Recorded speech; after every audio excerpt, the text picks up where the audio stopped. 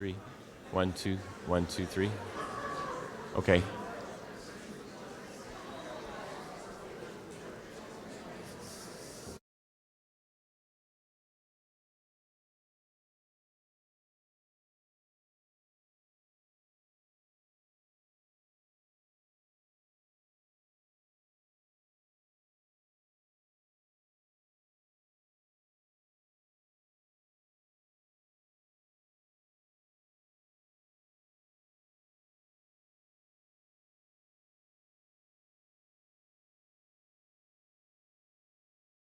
Good morning, Highlands Online, and welcome to worship today.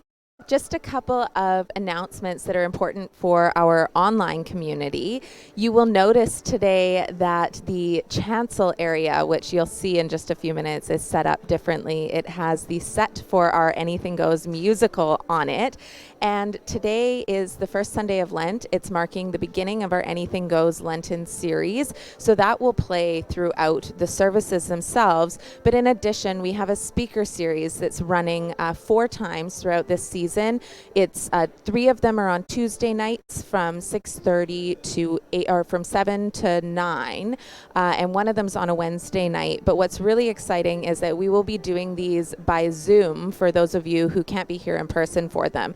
So Carol will be sending from the office out to our listserv the link for those Zoom dates. But also, if you are interested in attending those online, you can just let me know in the chat box or send me an email, and I will make sure that you are on the list and get the link for that. Do I have a poster? Anything goes. It looks like this. If you go to our homepage, highlandsunited.org, you'll be able to see that there.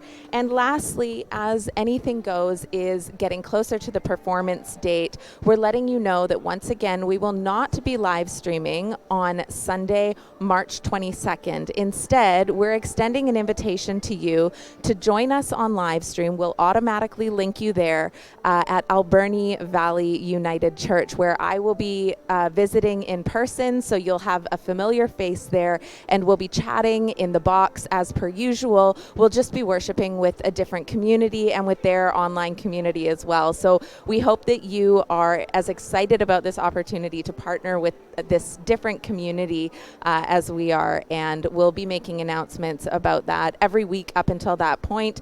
Again, we'll make sure that we automatically link you to that service, so you don't need to do anything different on your computer than you normally do. And I think that's it. We will replay these announcements at the end of the service today if you happen to miss the first bit or miss this entirely, and I'll pop that in the chat box as well. We'll see you in worship in just a few minutes.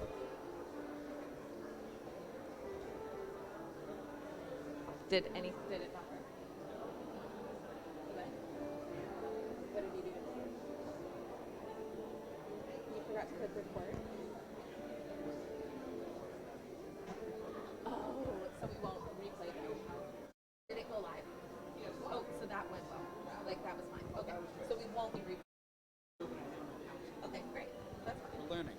That's fine. I was like, do I do all over again? No. Why don't you show spelling?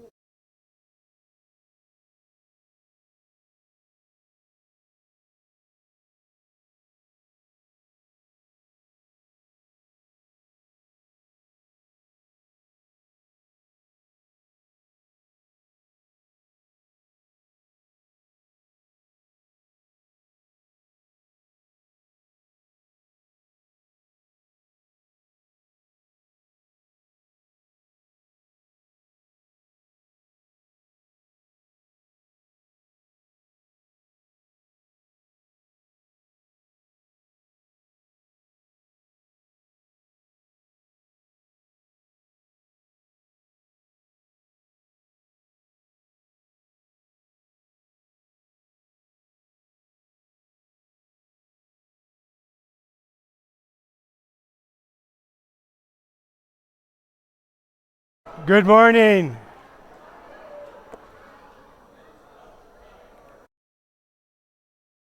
There's a ship that's come in. Good morning. Is this on? It's on. There we go. Welcome to worship here at Highlands on the good ship SS American. We are setting sail into the season of Lent, and we're sailing on this ship throughout.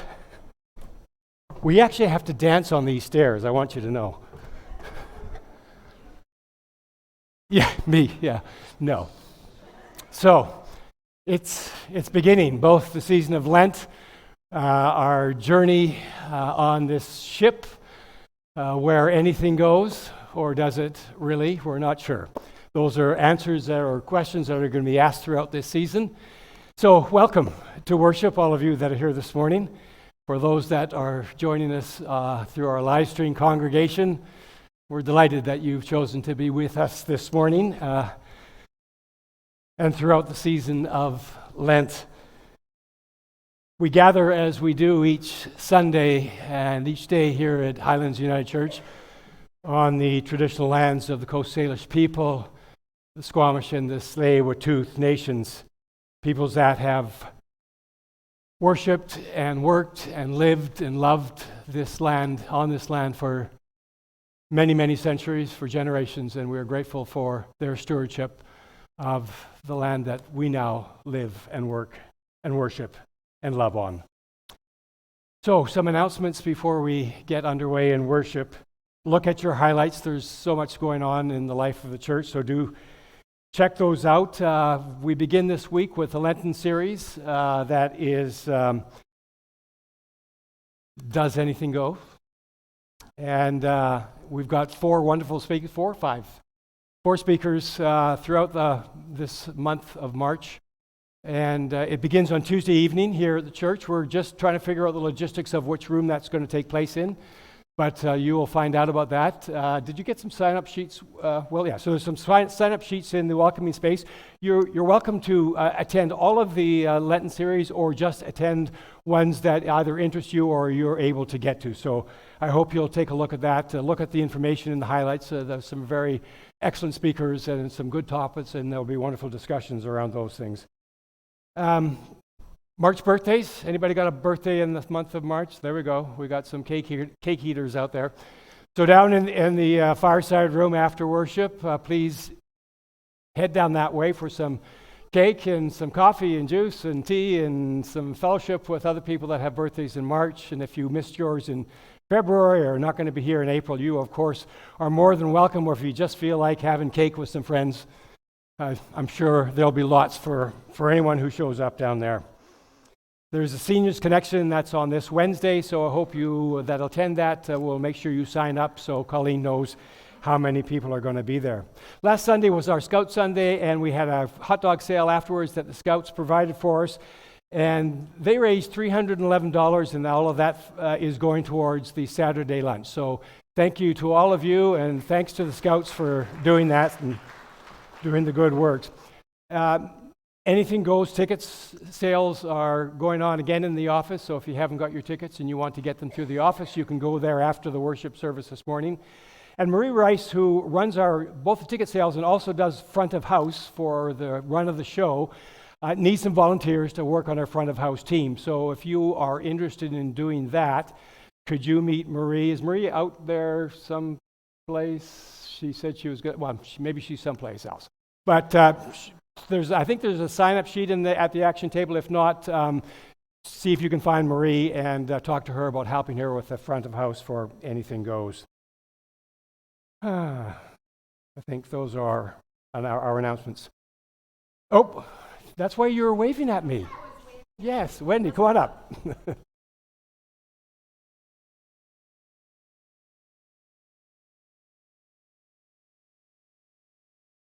Coming from this microphone? Yes, there we go. Excellent.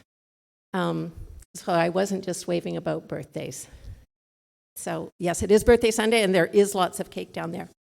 But I have something not quite as fun to talk about this morning, and that has to do with our budget. So as well mentioned last Sunday, the Leadership Board, with the help of Ed Hunt and Finance Committee, have been working hard to construct our 2020 budget. This is proving to be a challenge, given the trend of increasing deficits over the past few years. Representatives from the Leadership Board, the Finance, Stewardship, Ministry and Personnel Committees, and ministerial staff met a few weeks ago to discuss our financial situation. Following this, the board met for 2 hours at our regular board meeting a week and a half ago, and then for a further 2.5 hours last Sunday afternoon. Board members recognize the vibrancy of this congregation and all its various ministries. This is, in part, a reflection of the depth and breadth of our ministerial staff and strong commitment of congregants. Highlands United Church is about welcoming and serving others, and this is what we want to continue to do. As we sat down to brainstorm ways we might increase revenue or cut costs, our initial energy went towards finding ways to increase revenue. Cutting programs or limiting funding to groups or projects is not something we want to do. However, given that we have a projected $30,000 shortfall this year, we are tasked with coming up with a plan to balance the budget. This will mean trimming funding in some areas. As a result of our meetings, we have some ideas that we would like to share with you and seek your input on. There will be an opportunity next Sunday, following worship, for folks who are interested to meet with leadership board members to ask questions and give input. Our goal is to have congregational input gathered in time for us to finalize our proposed budget at our regular board meeting on Thursday, March 12th. This will then be presented at the AGM on Sunday, March 29th for congregational approval. We look forward to your thoughtful participation in this process.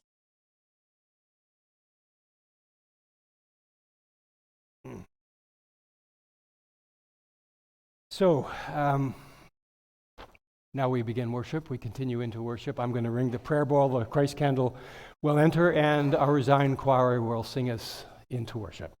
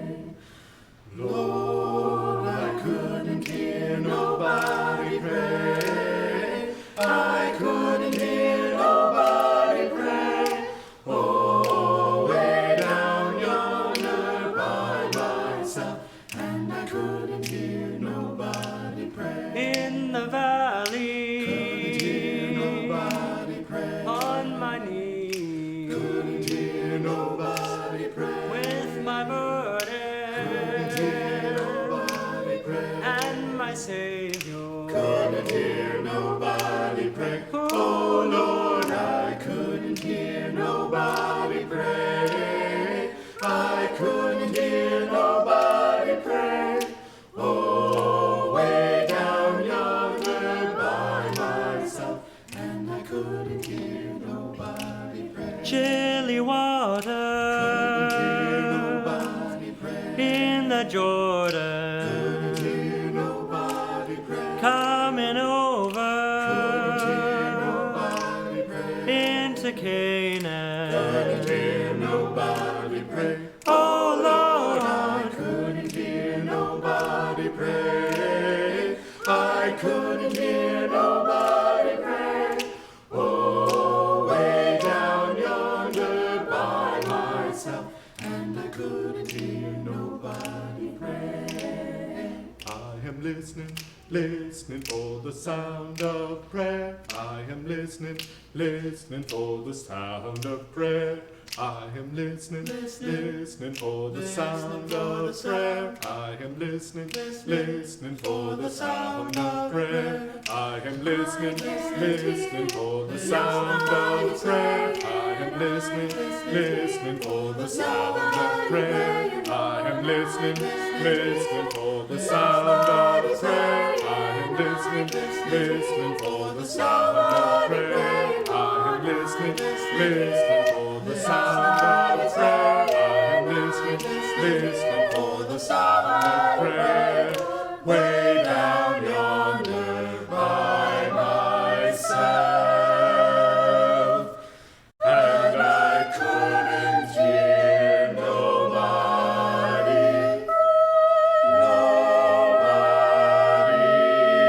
pray.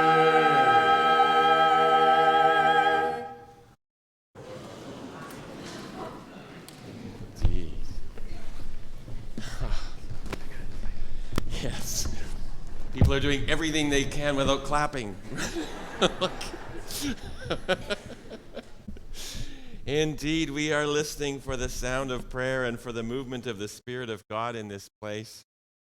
All of us bring our lives with us as we come to this place, our burdens, as the song said, our struggles, the joys, the excitement, the big questions, the puzzles, and we listen for the voice of God's Spirit. And as we begin this Lenten journey, as we embark on our Lenten trip, we place our trust in the one who made us, in the one who loves us beyond measure, and in the one who has promised that no matter where this journey takes us, there is a holy, sacred presence in us, surrounding us, no matter where we go.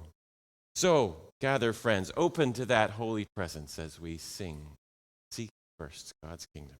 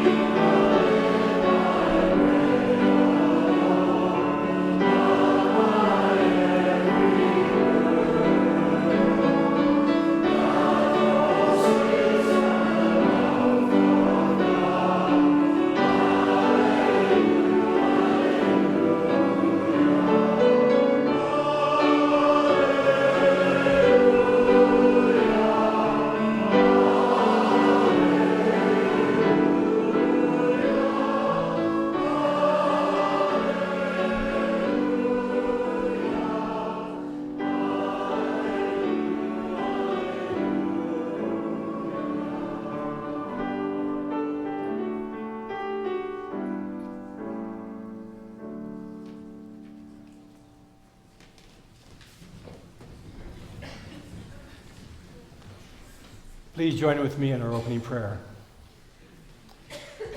You, O God, have called us to this Lenten journey we are now on. We do not fully know where life will take us, what kinds of winds will blow us off course, what challenges we will face, what unknown territory we will discover. But as we embark, we declare our trust in you, for you are our compass. You are our North Star. You are the light we need to see our way. Be with us in worship today, and guide us in the ways of Jesus, our teacher and guide. Amen.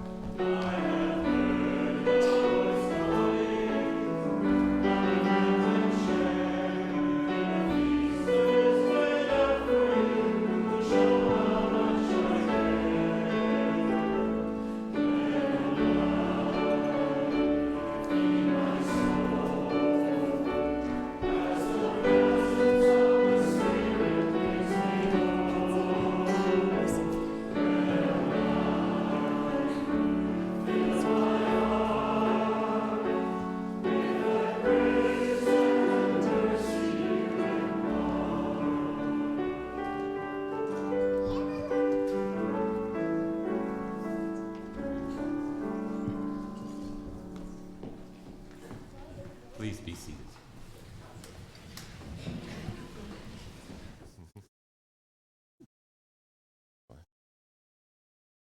Friends, we gather around this table because Jesus showed us what it means when friends and strangers gather around a table, share a meal together, and sense that the Spirit is drawing them into one body. That's why we do this. We follow in the way of Jesus. And in Jesus' way, there are no barriers to being a part of this sacred meal. Nothing stands between you and full participation in this meal. So whether you are a newcomer or an old-timer or somewhere in between, you are welcome to this table. Whether you are old or young or somewhere in between, this is a place for you. Whether you are male or female or somewhere in between, or gay and straight or somewhere in between, or from far away or grew up on the North Shore or somewhere in between. This is a place where you can find a place at the table. This is the flu season, and so if those of you who have been here before, you will notice that there are a few things a little different. We have the common loaf and the common cup, but we have a little paper cup with a piece of bread and a half a grape. You're going to have to crush your own wine.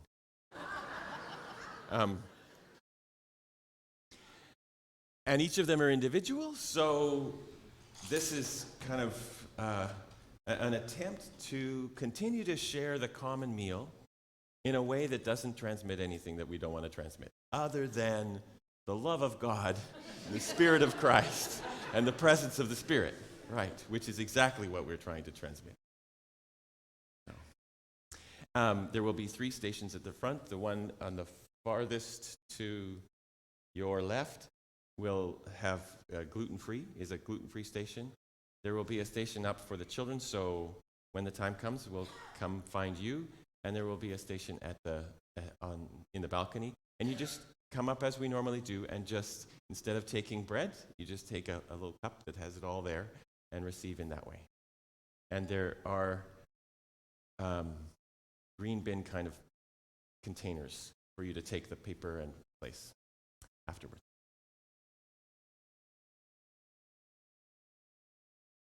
God be with you. And also with you. Lift up your hearts. We open our hearts to the Spirit, God's holy presence in this place and time. So then, with open hearts, let us come to the table in thanks. It is always good to express our thanks to God in all things. Let us pray. Blessed are you, God, maker of worlds and our guiding light through life. Thank you for the gift of life and the promise of love's presence in the midst of all things. If we find ourselves in the mountaintops, you are there in mystery and in truth. If our path winds through the desert, you are there in strength and care. When buffeted by change and turmoil, you are there to calm the storm and remind us that nothing can separate us from you. No matter where your people find ourselves, you are there. As we set sail in a new season, as we embark on the Lenten journey, we come to this table to commit ourselves to a time of reflection and to seek your nourishing bread for the journey. We trust that as we seek your loving ways as followers of Jesus, we will find the bread we need for the day. Hear our prayer, O God, for those in your world who struggle in body, mind, or spirit. Be with all those on our prayer list and those in the quiet of our hearts and mind. And so, as your beloved children, whom you have called into your circle of peace, we join in the song of all creation to proclaim your goodness.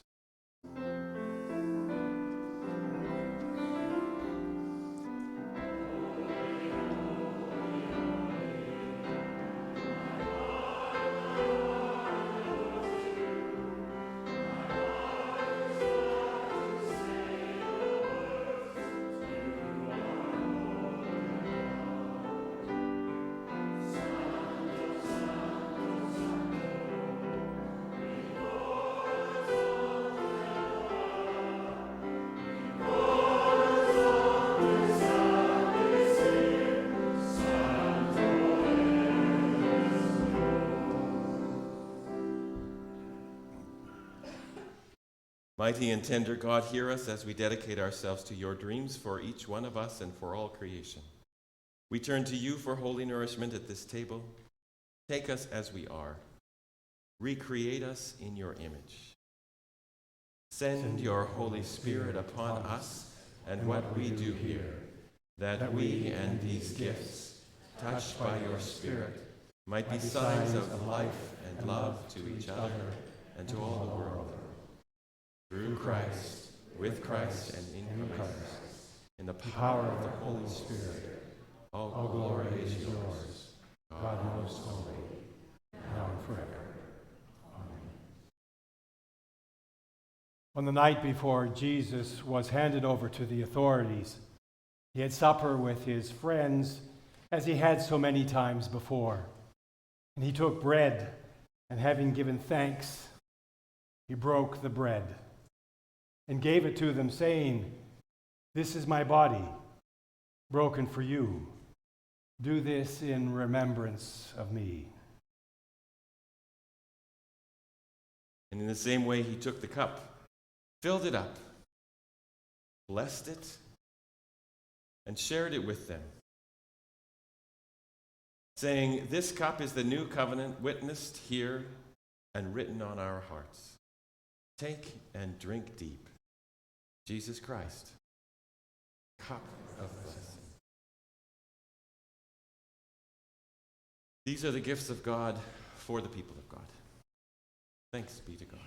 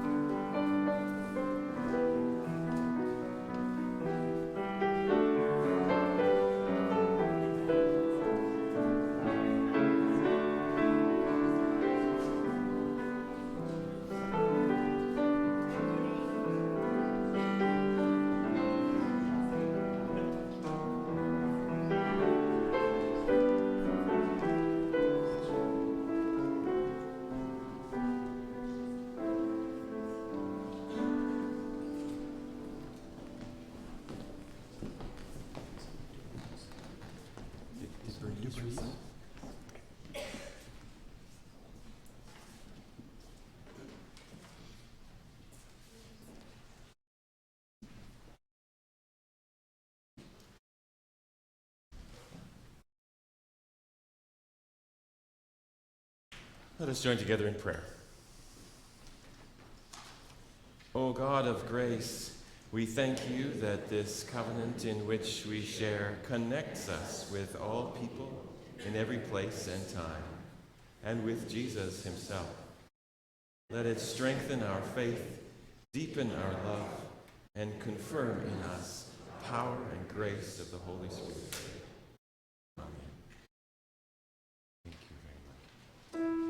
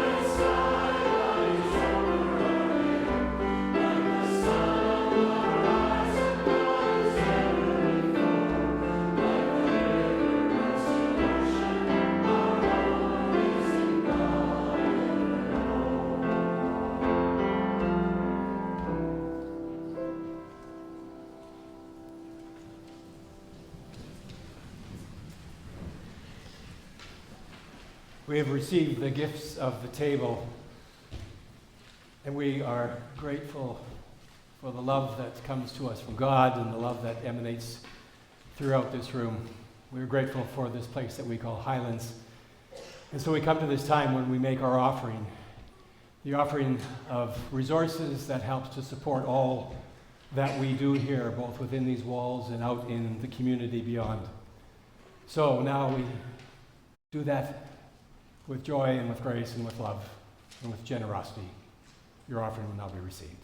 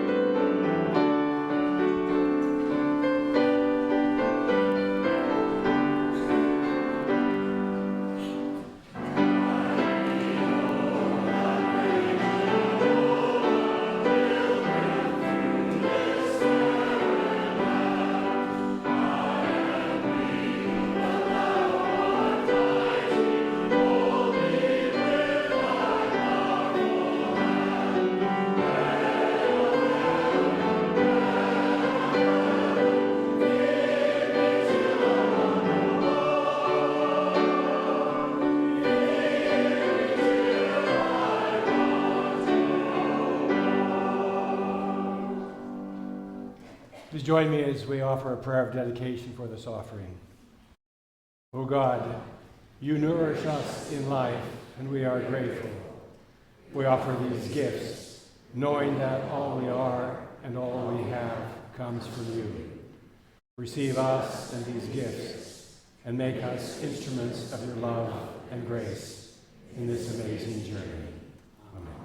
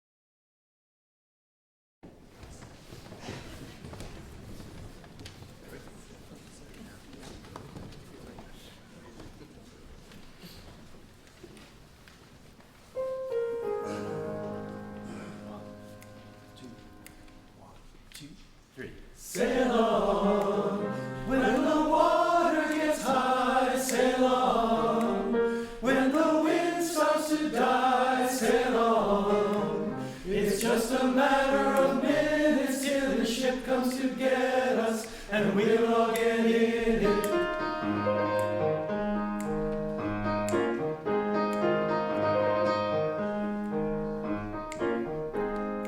When we were all born, we set out to sea, looking for answers continuously.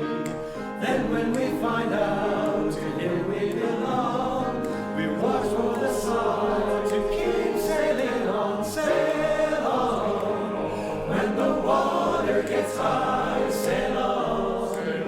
When the wind starts to die, sail on. It's just a matter of minutes till the ship comes to get us, and we'll all get in it. Cast up your sails and let the wind blow. Let the wind blow. Jesus, forever, let your ship lose control. Just keep your compass set on the sun. Set on the sun. Let you sail this beautiful home. We can afford to throw our lives to the wind. Oh, we've got the Lord in control of our ship, and He'll guide us safely. He'll guide us home. Sail on when the water gets high. Sail on when the wind starts to die. Sail on. It's just a matter of minutes till the ship comes to get us, and we'll all get in it. Sail on when the water gets high. Sail on when the wind starts to die. Sail on. It's just a matter of minutes till the ship comes to get us, and we'll all get in it. Sail on when the water gets high. Sail on when the wind starts to die. Sail on. It's just a matter of minutes till the ship comes to get us, and we'll all get in it.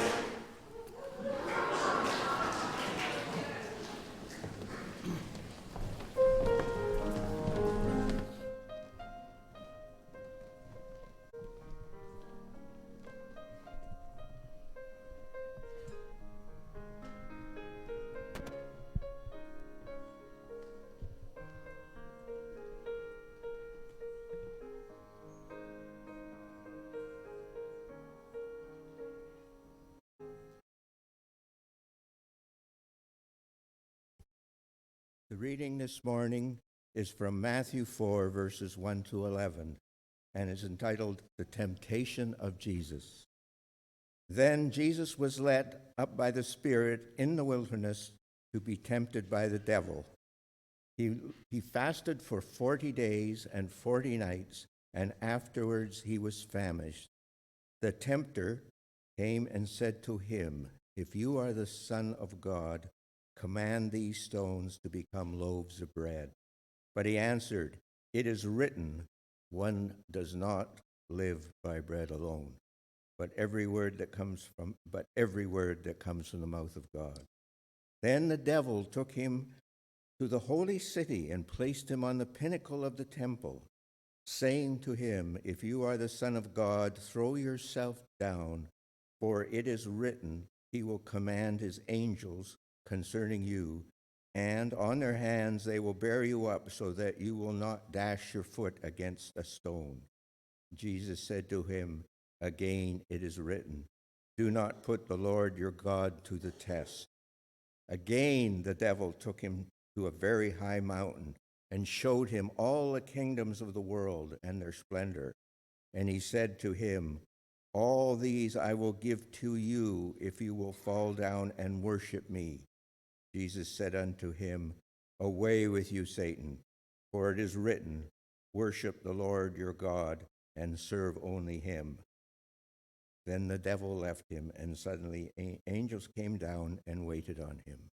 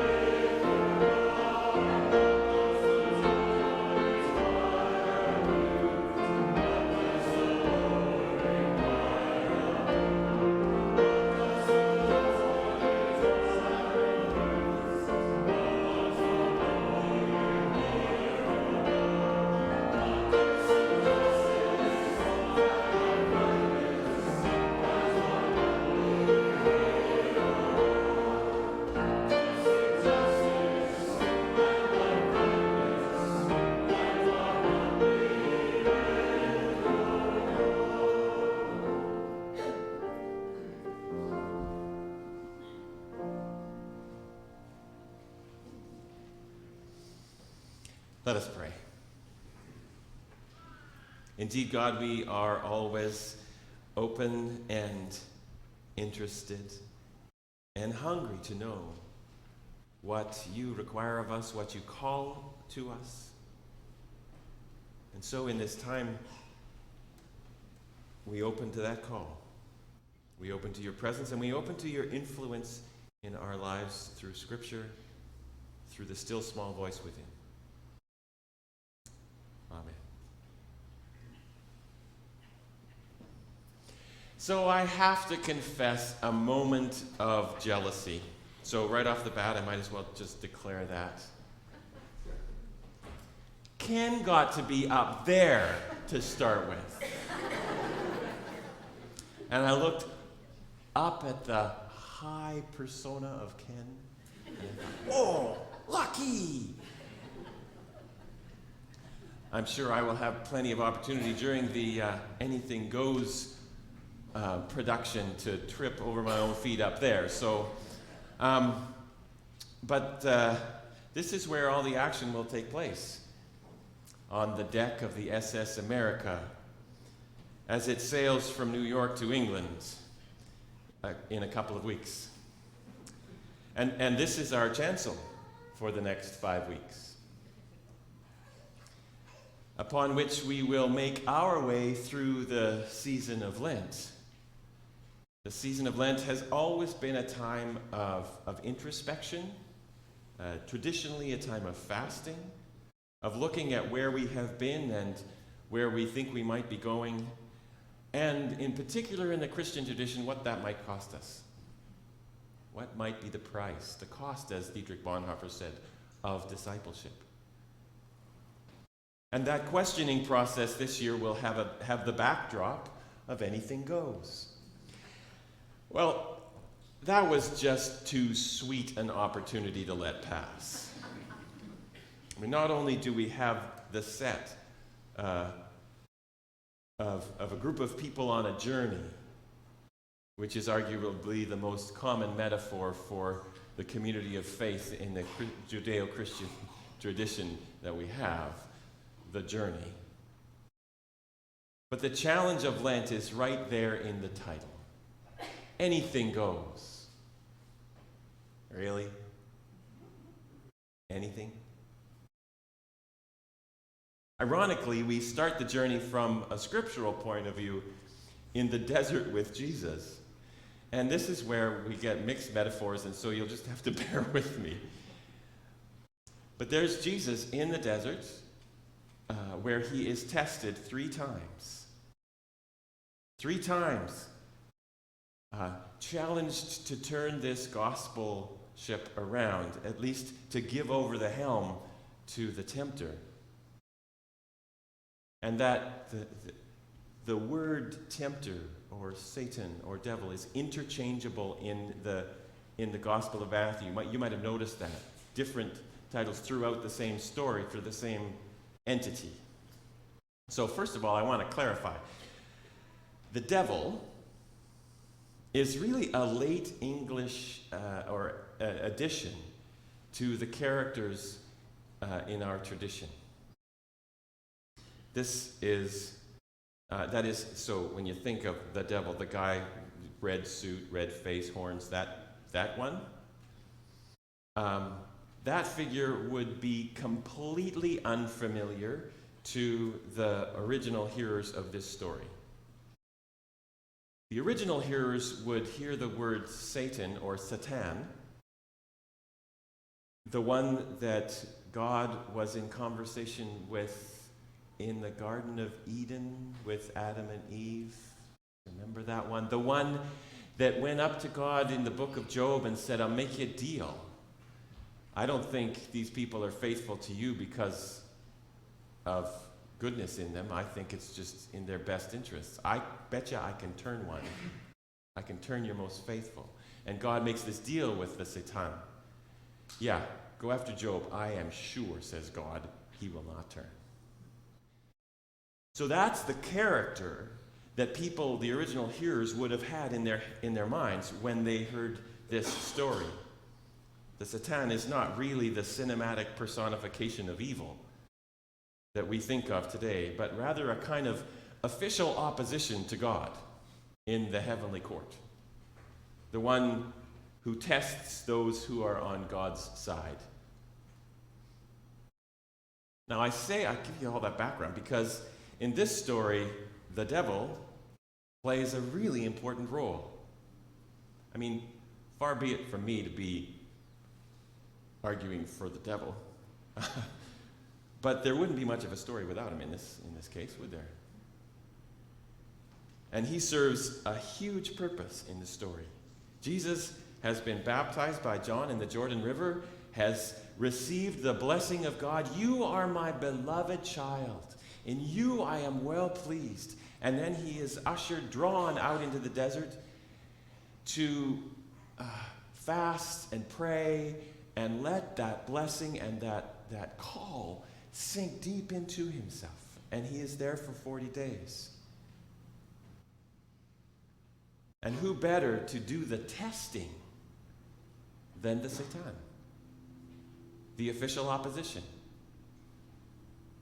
The season of Lent is a time when we give the official opposition a little bit of leash so that we can really honestly ask the hard questions and really test the sturdiness of our faith. So any of you remember Peter Rollins? He came here a while ago, like maybe almost 2 years ago, I think it was. He was the little Irish theologian guy, and he told great stories and was like really smart, hard to follow sometimes. He talked about pyrotheology, the fire, all-consuming theology. Well, Peter does a program every year. He does it online. You can join in if you like. He calls it atheism for Lent. Yeah. You kind of let go a little bit of your stronghold on Christian fare for a period and give atheist voices some room to speak to you as an exercise to test the sturdiness of your faith. I mean, do atheists have a point to make ever? And if so, we should be listening, because there could be a genuine critique in whose fire our faith could be refined, strengthened, given, grounded more firmly. Who better to burn off the dross of our faith than atheists? That's the role that the devil plays in this story. And he really puts it to Jesus. He starts at the most basic level, the appetite. Jesus has been fasting for 40 days, and he counsels Jesus to use the power that he has to turn stones into bread and feed his appetite. Appetite is a most basic human drive. It's our survival mechanism. Hungers live in the stem of the brain and are there to keep us alive. But God help you if they take over. One reason people have fasted as a spiritual practice for hundreds and hundreds of years is to keep that drive in check. Make sure that it doesn't take over. Be aware of the hungers that drive us and make sure that they are not our masters, but quite the other way around. But then the testing gets a little bit more sophisticated. He goes after Jesus' doubt. Takes him to the top of the temple and says, "Throw yourself off and see if this God of yours who claims to be there for you will catch you." But faith would not be faith if we were constantly putting it to the test. That would be to cheapen faith, to turn it into a little deal we have with God. Our relationship with God must be deeper than cheap tricks like that. And then finally, he goes after the central question of our faith, the question of power. "I can give you power over all of this," he says, "from the top of a high mountain as far as you can see, if you will just worship me." This is the allegiance question. Who is your ultimate allegiance to? Who are you going to place your trust in, ultimately? Will it be God, or will it be something else? Who will you worship when you wake up in the morning? Will it be God, or will it be, say, the market? The bank balance? Will it be status? Or all of the smaller gods that try to lay claim on our souls, on our allegiance? And ultimately, that's the end question that is present at the very beginning of Jesus' ministry and is present at the very end as well. "Take this cup from me, if it is at all possible. But not my will, but your will be done." That's the allegiance question. And it weaves its way all the way through the Lenten journey. And it weaves its way all the way through our lives. Whether we know it or not, we are investing ourselves in some spiritual entity. And the question is it the Spirit of God? Or is it our ego? Or is it our fear fear and insecurity? And Jesus' response is, of course. That's not how this works. I worship God. My allegiance is with God. And having withstood the testing of the Satan, Jesus is cared for by benevolent spirits, the angels. It's a great story and a really great start to the Lenten journey, because it gives us a framework to open to the testing of our own faith through these next 5 weeks. And it's really okay to question, to wrestle with the questions of life and faith. In fact, it is good to spend a whole good season challenging our faith. It will become stronger in the process. There's a couple of touchstones that we will come back to. A touchstone is a thing that you rub up against and you remember what you're about. The touchstone that we just sang, what does the Lord require of you, from Micah 6? But to seek justice, love kindness, and walk humbly with God. We touch on that and let what that means in terms of our lives and our allegiance sink in.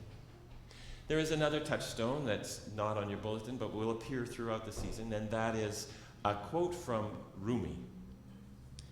And it goes like this: "Beyond the ideas of right doing and wrong doing, there is a field. I will meet you there." Think about that.